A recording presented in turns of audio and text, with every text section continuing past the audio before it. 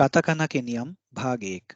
सरल जापानी YouTube channel पर आओ सीखें जापानी श्रृंखला के 13वें पाठ में आपका स्वागत है। कबूल कीजिए नमस्कार सुजॉय चटर्जी का। पिछले दो पाठों यानी 11वें और 12वें पाठों में हमने काताकाना वर्णमाला परिचय सीखा।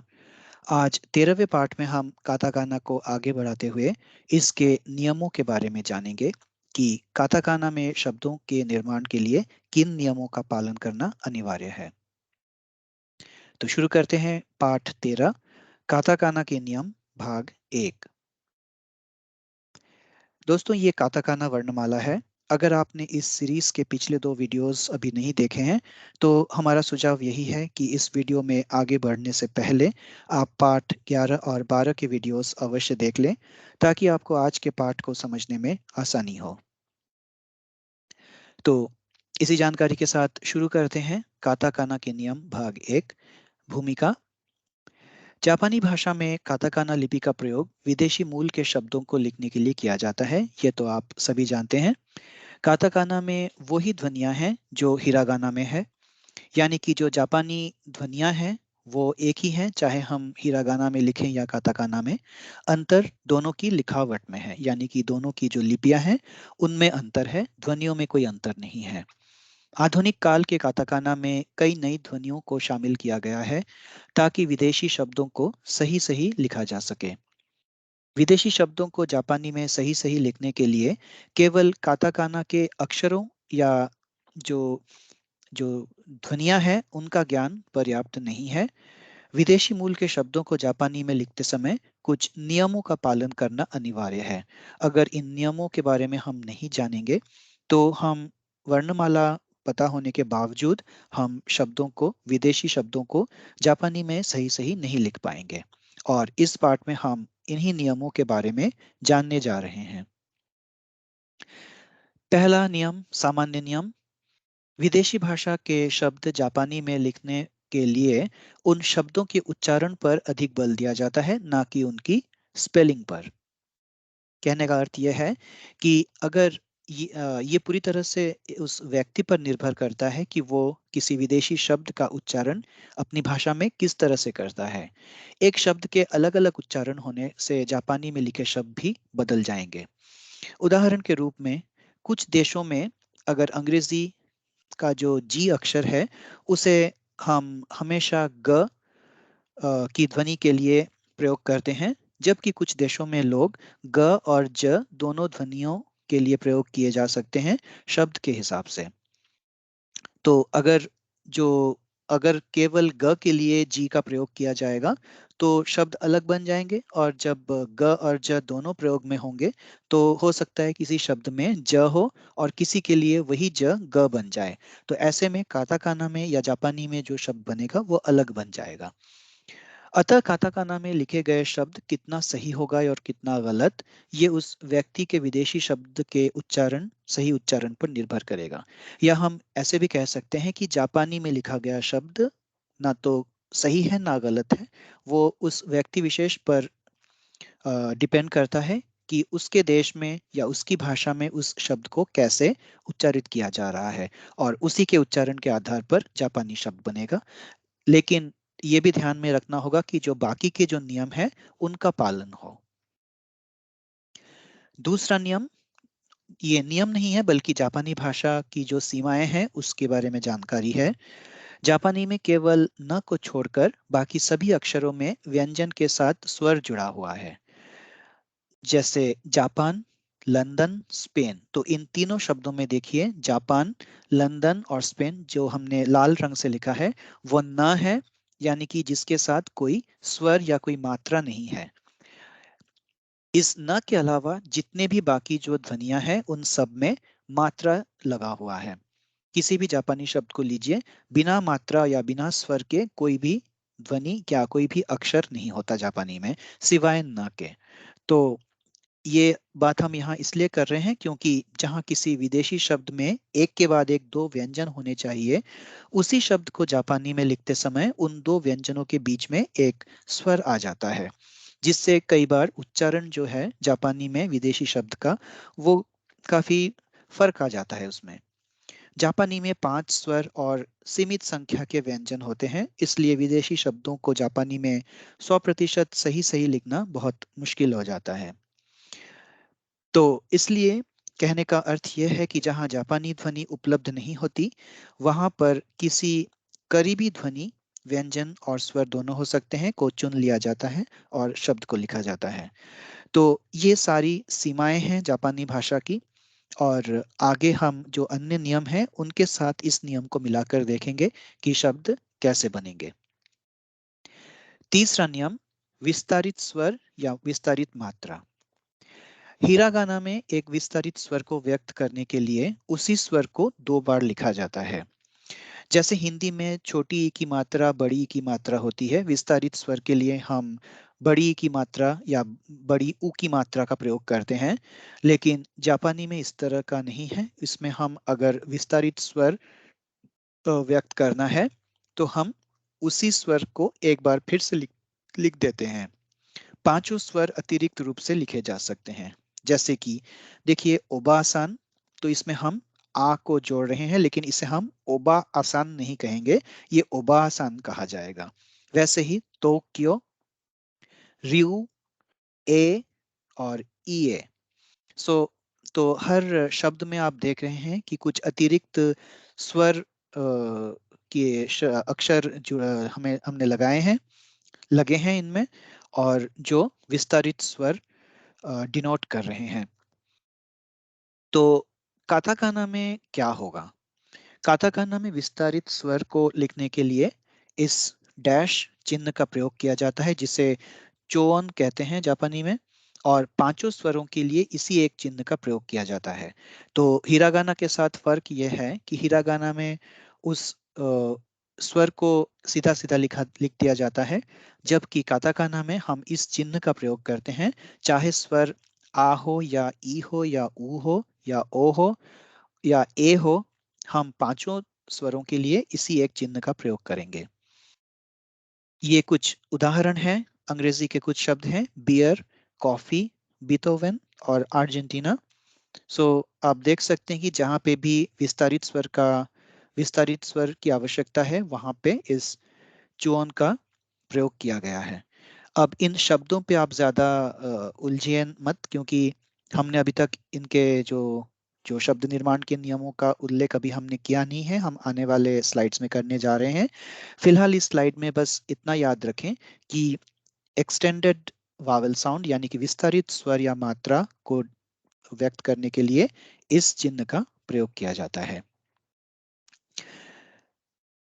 चौथा नियम, नई ध्वनियां, फा, फी, फे, फो। जापानी भाषा में स्वर और व्यंजनों की भारी कमी है। इसका पता तो आपको अब तक चल चुका होगा। आधुनिक जापानी भाषा में विदेशी मूल के शब्दों को सही सही लिखने के लिए कुछ नई ध्वनियों या अक्षरों को काताकाना वर्णमाला में शामिल किया गया है, जो पारंपरिक काताकाना में नहीं थे। पारंपरिक काताकाना में हा, ही, फू, हे, हो ये पंक्ति थी। इसका मतलब यह है कि ना तो हु ध्वनि पहले थी और ना ही फाफी फेफो की ध्वनियां थी। यानी कि ह और फ ध्वनियों के लिए अलग अलग पंक्तियां नहीं थी वर्णमाला में। हा, ही, फू, हे, हो ये एक ही पंक्ति है, जिसमें 4 ध्वनियां ह की है और एक ध्वनि फ की है। तो अब दिक्कत इसमें ये हुई कि जो विदेशी शब्द हैं, विदेशी शब्दों में क्या होता है कि ह और फ ध्वनि वाले शब्द बहुत सारे होते हैं। अधिकतर विदेशी भाषाओं में ही इन 2 ध्वनियों की भरमार है, और जापानी में इनके ना होने की वजह से जापानी में उन विदेशी शब्दों को सही सही लिखना और बोलना बहुत मुश्किल था। इस वजह से फा, फी, फे, फो को आधुनिक काताकाना में शामिल किया गया है। तो इन ध्वनियों का निर्माण कैसे होगा, इस पर अब देखते हैं। फा की ध्वनि ध्वनि बनेगी फू और आ के मेल से, यानी कि इसमें संयुक्ताक्षर का प्रयोग हो रहा है। फू प्लस आ, ये बन रहा है फा। इसी तरह से फू प्लस ई बन गया है फी। उसके बाद फे बनने के लिए फू और ए का संयोग और इसी तरह से फो के लिए फू और ओ का प्रयोग। तो यहाँ पे आप नियम देख सकते हैं कि जिस तरह से संयुक्ताक्षर की चर्चा करते समय हमने बताया था कि जो जो प्रमुख जो ध्वनि है वो पूर्ण रूप से लिखी जाएगी, और जिसके साथ हम संयुक्ताक्षर बना रहे हैं वो जो अतिरिक्त मात्रा या अतिरिक्त जो स्वर होगा उसे हम आधा साइज उसका होगा, आधे आकार में हम उसे लिखेंगे। तो ये बन गया फा, फी, फे, फो। आज भी अधिकतर लोग जापान में कॉफी को ही लिखते हैं, ना कि कॉफी लिखते हैं, जबकि फी की ध्वनि अब आ गई है। फिर भी जो ट्रेडिशनल जापानीज है, जो पारंपरिक जापानी भाषा है, उसमें लोग को ही लिखना ही पसंद करते हैं। तो दोनों सही है, इसमें सही या गलत नहीं है। अगर इंट्रोड्यूस किया गया है तो फी भी लिखा जा सकता है और को ही भी लिखा जा सकता है, क्योंकि पहले फी नहीं थी इसलिए ही का प्रयोग किया जाता था। नई नई ध्वनियां ती तू वी वे वो, ये पांचवा नियम है। ती तू वी वे वो कैसे लिखेंगे? पारंपरिक भाषा में ती और तू की जगह ची और त्सु का प्रयोग किया गया है। आधुनिक काताकाना में ती और तू को शामिल किया गया है संयुक्ताक्षर के माध्यम से, यानी कि जो ब्लेंड्स हम जिसे कहते हैं। तो फर्क इसमें इतना है कि पिछले स्लाइड में हमने देखा कि फी, फी, फे, फो और फा, इन चारों के लिए फू के साथ जो बाकी चार स्वर है उनका संयोग किया गया है। जबकि यहाँ पे हम देख रहे हैं कि ती के लिए ते के साथ ई और तू के लिए तो के साथ ऊ का मेल किया गया है। तो ये फर्क है, जरूरी फर्क है कि उसमें फा फी फे फो के लिए हमने फू का प्रयोग किया था, जबकि यहाँ ती के लिए ते और तू के लिए तो का प्रयोग हो रहा है। तो ये ध्यान देने लायक नियम है। और ये भी बता दें कि चाहे आप ची त्सु लिखें या ती तू लिखें, दोनों ही सही है, और दोनों में से आप किसी का भी प्रयोग कर सकते हैं। यानी कि ती की जगह अगर आप ची भी लिखेंगे वो भी सही है, और तू के जगह अगर आप चू भी लिखेंगे तो वो भी सही है। इसी तरह पारंपरिक भाषा में केवल वा है, वी वू वे वो नहीं है।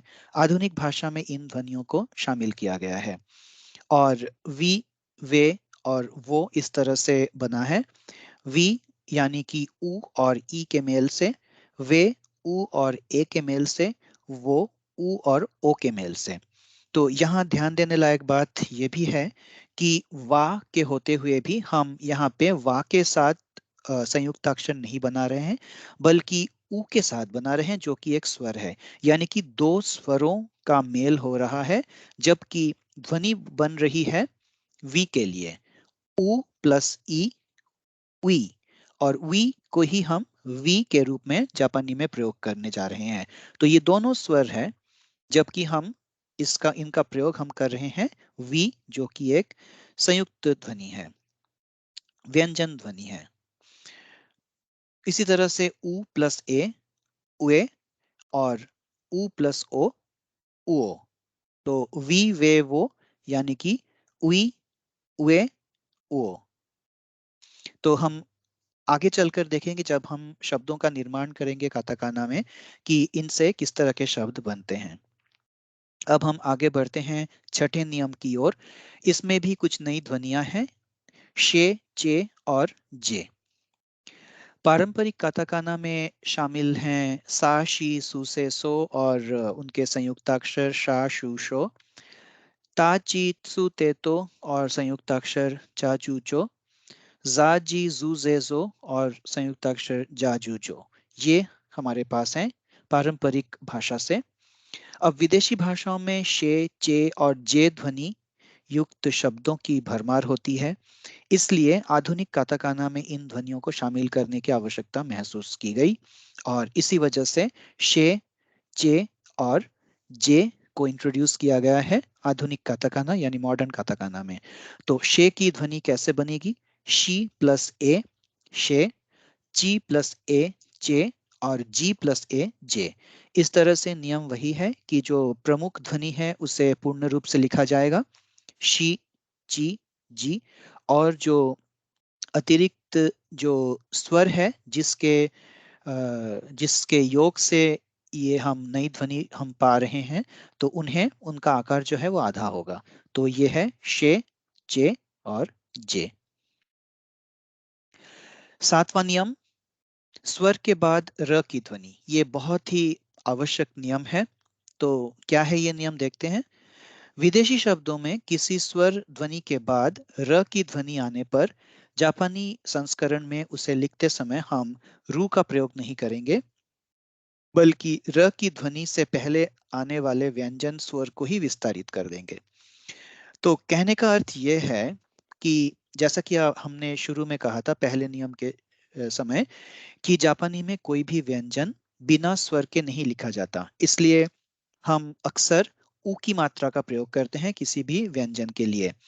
लेकिन अगर किसी स्वर के बाद र की ध्वनि आए, तो उस केस में हम रू का प्रयोग नहीं करेंगे, बल्कि उसी जो स्वर की जो ध्वनि है उसी को हम एक्सटेंड कर देंगे, उसी का विस्तार कर देंगे।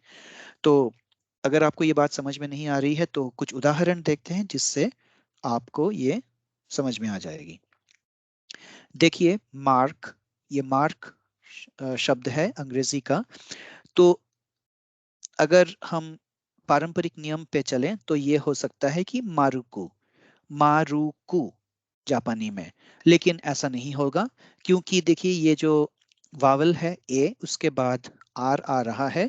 तो इस नियम के अनुसार अगर वावल के बाद आर आए तो हम उसी वावल को एक्सटेंड कर देंगे। यानी कि देखिए ए के बाद ये एक्सटेंड हो गया ए, तो मार्क हो गया माकु, मारुकु नहीं हुआ, माकु। इसी तरह से बर्जर, बाजा, बर्मिंघम, बामिंगामो, फोर्क, फोकू। ओ आर यानी कि वावल के बाद स्वर के बाद र की ध्वनि आई है, इसलिए यहाँ पे र नहीं आएगा जापानी शब्द में, ओ को ही एक्सटेंड कर दिया जाएगा। तो ये फो, उसी को एक्सटेंड किया गया है, और कु, तो फोकु, फोर्क बिकम्स फोकु। टर्की, ताकी, मेंबर, मेंबा। यहाँ पे ई आर है, ई के बाद आर है, तो इसलिए इसमें रू नहीं होगा, मेम्बरू नहीं होगा, मेम्बारू नहीं होगा, मेम्बारू की जगह होगा मेम्बा।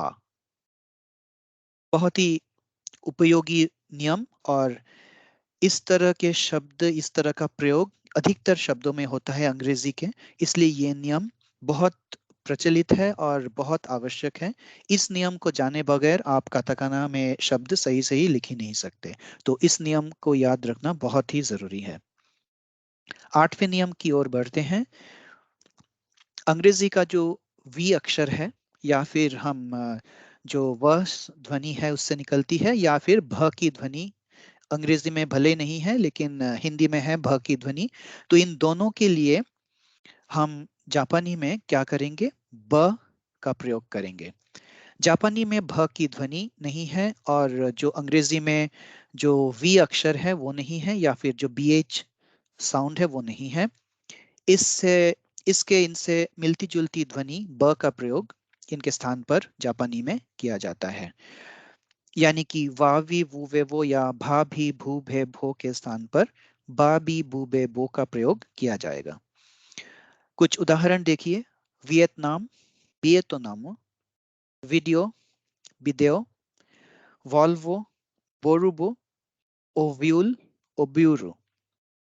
तो इन शब्दों पे गौर कीजिए कि हर जगह पे ब की ध्वनि आ रही है, जहां पे भी वी है वहां पे बी की ध्वनि आ रही है। इसी तरह से अगर आप किसी हिंदी शब्द को लेंगे, जैसे भारत, अगर आप लेंगे, भारत को कैसे लिखा जाएगा, बारातो, बारातो, बारातो लिखा जाएगा। और अंत में तो कैसे आया वो हम अगले नियम में अभी देखेंगे कि तो कैसे आ रहा है। तो भारत बन जाएगा बारातो। देखिए ये वही नियम है जिसकी अब हम बात कर रहे थे, नियम संख्या 9, जब द और त के बाद स्वर ना हो। देखिए, भारत शब्द त से समाप्त हो रहा है और त पे कोई स्वर नहीं है। भारत, बारातो। तो इसका मतलब ये है कि ये नियम ये कहती है कि जब द और त ध्वनियों के बाद कोई स्वर ना हो, तब जापानी में दो और तो का प्रयोग किया जाएगा। यानी द और त व्यंजन के साथ ओ का स्वर लग जाएगा। इसी वजह से भारत बन गया था बारातो। कुछ उदाहरण लेते हैं अंग्रेजी शब्दों के। Dress, dress, दोरेसु। दोरेसु बन जाएगा क्योंकि डी के बाद कोई वावल नहीं है, डी के बाद आर है, दोनों कॉन्सोनेंट है। दोरेसु, तो इसे हम कहेंगे दोरेस। इसमें सु को हम हल्के से सु कहेंगे तो दोरेस, दोरेस। ड्रामा, दोरामा, दोरामा। रेस्पॉन्ड, रेसुपोंदो, रेसुपोंदो, और सु को हम सु नहीं करेंगे, रेस्पोंदो, रेस्पोंदो। हार्ड, हादो। अमेंडमेंट, अमेंदोमेंटो, अमेंदोमेंटो। कैंडल, कांदेरो, कांदेरो। कार्ड, कादो। तो देखिए, सबसे शुरू में हमने क्या कहा था कि जापानी व्यंजन के साथ स्वर लगा होता है, बिना स्वर के कोई व्यंजन नहीं होता। इसी वजह से आप हर शब्द में देखिए कि न को छोड़कर, जैसा कि हमने नियम में बताया था कि सिर्फ न ही एक ऐसा अक्षर है जापानी में जिसके साथ कोई स्वर नहीं होता। तो कैंडल देखिए, कैंडल में कान दे रू, कांदेरू हर एक के साथ स्वर लगा हुआ है सिवाय इस न के, कांदेरू। कार्ड, कादो। और इसमें वो नियम भी आ रहा है जो हमने अभी कहा था कि वावल के बाद अगर आर आए तो उसमें हम वावल को ही एक्सटेंड कर देते हैं और आर को हम नहीं लिखते। तो इसमें दोनों नियम आ गए हैं, ये वाला नियम भी आ गया है और वो वाला नियम भी आ गया है, तो कादो। कुछ और उदाहरण देखते हैं। टेस्ट, तेसुतो यानी कि तेस्तो। कॉन्टैक्ट, कोंताक्तो। तो ये देखिए, कोंताकुतो, कोंताक्तो। फैक्ट, फाकुतो। देखिए, हम इसको तोड़कर बता रहे हैं। फैक्ट, फाकुतो। तो जैसे हम जब हम इसे प्रोनाउंस करेंगे तब हम बोलेंगे फाक्तो। इसी तरह से ये हो जाएगा, भले ही हम इसको तेसु तो लिख रहे हैं लेकिन इसे कहा जाएगा तेस्तो। कॉन्टैक्टो, फाकुतो। पोरुतेरी, पोल्ट्री, पोरुतेरी। ट्रायल, तोरियाएरू, तोरियाएरू। ट्रिनिडाड, ये देखिए बहुत ही अच्छा उदाहरण है। तोरिनी दादो, तोरिनी दादो। इसमें टी भी है और डी भी है जिनके बाद वावल नहीं है, तो इस नियम के हिसाब से यहाँ पे भी तो बन जाएगा और अंत में भी दो बन जाएगा। इसीलिए तो और दो दोनों का प्रयोग हुआ है। तोरिनी दादो, तोरिनी दादो। और अब हम 10वें नियम की ओर बढ़ते हैं, जब ज के बाद स्वर ना हो। तो हमने देखा कि द और त के बाद अगर स्वर ना हो तो हम जापानी में उसे दो और तो का प्रयोग करेंगे उसमें, उसके स्थान पर। लेकिन जब ज के बाद स्वर ना हो तब हम जी का प्रयोग करेंगे। जब ज ध्वनि के बाद कोई स्वर ना हो तब जापानी में जी का प्रयोग किया जाता है। उदाहरण देखिए, ऑरेंज, ओरांजी, ओरांजी। स्ट्रेंज, सुतोरेंजी। तो इसमें हम उसको उच्चारित करते समय सुतरेंजी कहेंगे। लाउंज, राउंजी। जजमेंट, जाजिमेंटो।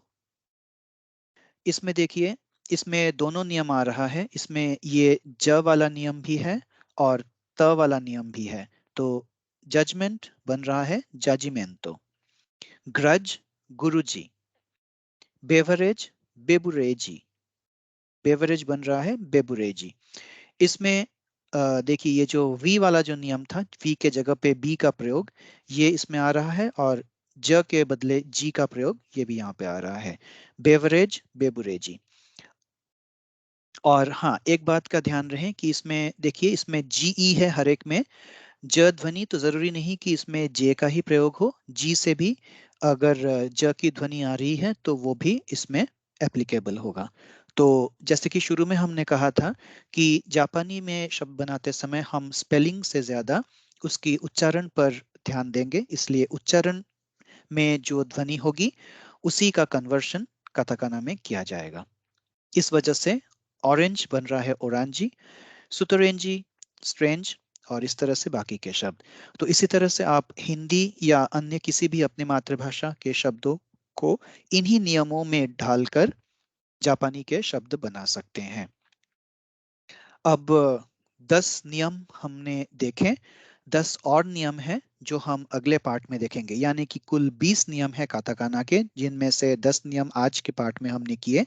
और जो बाकी के जो 10 नियम हैं वो ये हैं: एक की ध्वनि कैसे लिखें, विदेशी शब्दों के बाकी के व्यंजन कैसे लिखें, ल और र के बीच में अंतर, सी की ध्वनि कैसे लिखें, ती और तू की ध्वनियां, थ और द की ध्वनियां, वी वू वे वो की ध्वनियां कैसे लिखें, छोटे स्वर के बाद व्यंजन हो तो शब्द कैसे बने, और य की ध्वनियां कैसे लिखें। तो इन सब के बारे में चर्चा हम अगले पाठ यानी पाठ संख्या 14 में करेंगे। आज का पाठ यानी 13वां पाठ यही समाप्त हो रहा है। आप सीखना जारी रखें और अगले पाठ में बहुत जल्द हम वापस आएंगे काताकाना के नियम भाग 2 के साथ। तब तक के लिए सुजॉय चटर्जी को अनुमति दीजिए। नमस्कार, सायोनारा।